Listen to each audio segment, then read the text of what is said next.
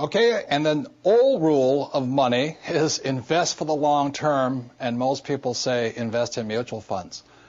I personally don't invest in mutual funds, and most people, it's not a bad idea. But if you want higher returns with less risk and less taxes, then you have to first invest in your financial intelligence. So mutual funds have its place for most people, but I personally don't invest in them. And I'll go into why. So when somebody says invest for the long term, one of the problems I have with that is, what does that mean?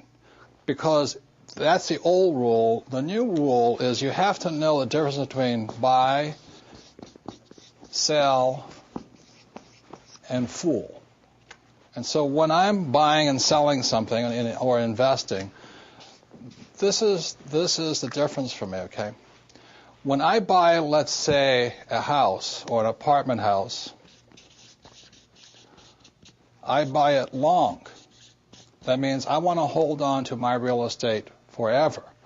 But what I do is I sell it every 30 days to my renters. So I hold the property forever. All these guys who are flipping property, the problem with flipping property is that you have capital gains tax all the time. You're losing money to taxes. It doesn't make sense. So buying, let's say, an apartment house, I have, let's say, a 500-unit apartment house today, and I started off with little individual houses. You know, the rule for getting rich is from Monopoly: 4 greenhouses, 1 red hotel. 4 greenhouses, 1 red hotel. So I started with small houses, and today we have big apartment houses, big commercial buildings, things like this. But the principle is the same, whether it's a small house or a big house. So I buy it. I intend to hold it forever. I'm going to pass it on for generations, but I sell it every 30 days. The same with oil.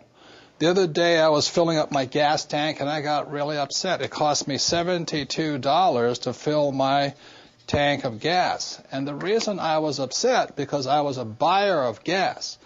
But then I went home that afternoon, and I found oil hit approximately $140 a barrel. So then I was happy again. You see, on one side I was a buyer, which I was unhappy, but as a seller of oil, I was happy. So this is my point here. If you're going to be rich in life, the reason most people are poor is because they're primarily buyers with very little to sell. You know that old advice I talk about financial education: go to school and get a job. So let's say you sell your time, sell it for $25 an hour. If that's all you've got to sell, you're not getting ahead, because the Federal Reserve keeps printing money faster and faster. You have to work harder and harder, then you get taxed harder. So if you're going to be rich, the thing my rich dad taught me was you have to have something to sell every single month. So every single month I'm selling my apartments, my units, for 30 days at a time. I'm selling my oil, on the open market.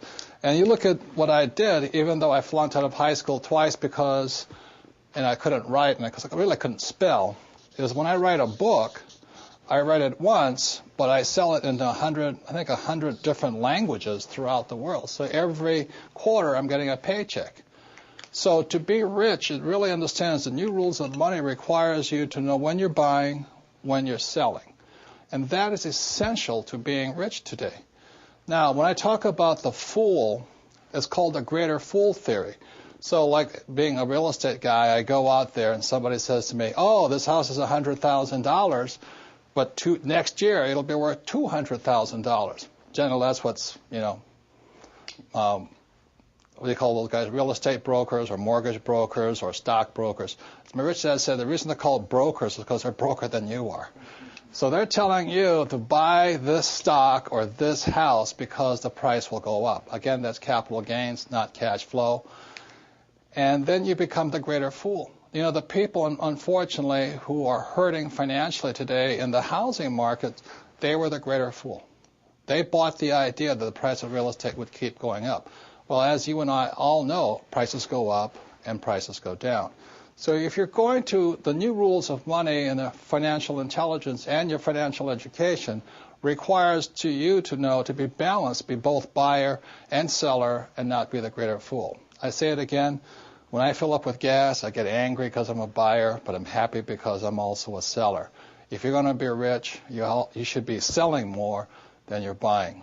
One last thing is the one reason I really don't care much for mutual funds is because I don't know if you're the buyer, the seller, or the fool, but it'll make that decision. If you're the investor, then you put up 100% of the money, and I think you take 100% of the risk. It doesn't make sense to me. Same as you put money in the bank.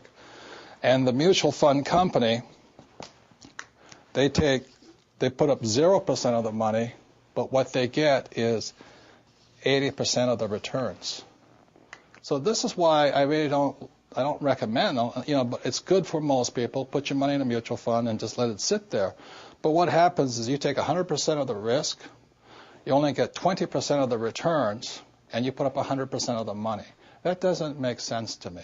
That's why I like to use debt, good debt as leverage and things like this. But again, this is your greatest asset right here. So I don't just blindly invest for the long term. I don't park my money.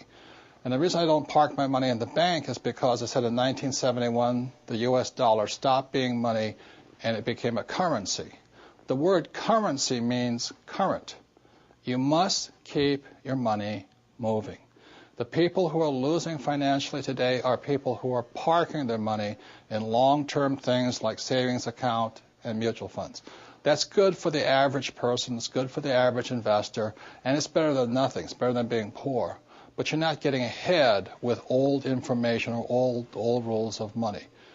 I'll just pass this last thing along for those of you who say, well, I don't want to be an investor. It's too much work. I understand.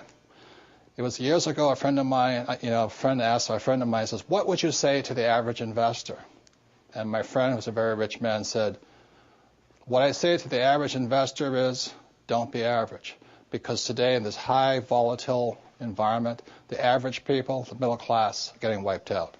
So, those are the new rules of money. You don't invest for the long term. You have to know when to buy, when to sell, and when not to be a fool.